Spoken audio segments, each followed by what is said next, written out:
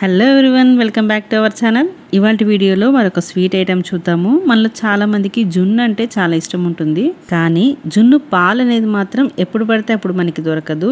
అయినా పర్వాలేదండి, ఎప్పుడు జున్ను తినాలనిపించినా మనము ఇన్స్టెంట్గా ఎలా అయితే జున్ను మనం ఇంట్లోనే ఈజీగా ప్రిపేర్ చేసేసుకోవచ్చు. అది కూడా 15 to 20 మినిట్స్లో ఈజీగా ప్రిపేర్ చేసేసుకోవచ్చు. మరి ఇది ఎలా తయారు చేయాలో చూసేద్దాం పదండి.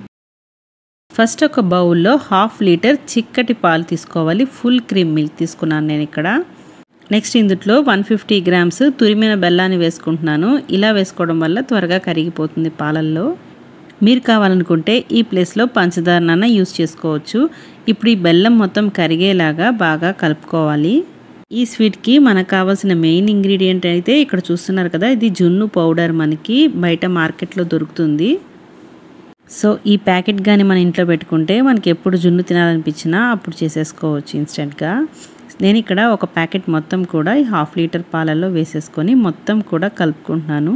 ఎటువంటి ఉండలు లేకుండా ఇలా స్మూత్గా కలుపుకోవాలి. తర్వాత ఇందులో 1/2 స్పూన్ యాలకుల పొడి, అలాగే 1/2 స్పూన్ మిరియాల పొడి కూడా వేసుకొని బాగా కలుపుకోవాలి.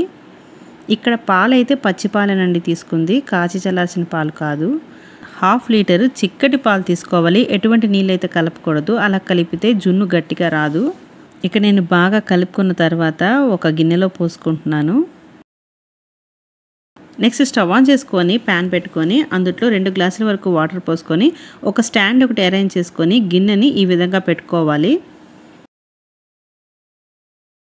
గిన్నెని కదలకుండా జాగ్రత్తగా పెట్టుకొని దీని మీద ఇప్పుడు కవర్ చేసి పెట్టేసుకొని ఒక 15 to 20 మినిట్స్ వరకు ఉడికించేసుకోవాలి. ఒక 20 మినిట్స్ తర్వాత జున్ను ఉడికిందో లేదో ఒకసారి ఇలా చెక్ చేసుకోవాలి. సో కత్తికి అయితే ఏమంటుకోకపోతే జున్ను అయితే రెడీ అయిపోయినట్టే. స్విచ్ ఆఫ్ చేసేసి కొంచెం చల్లారనివ్వాలి.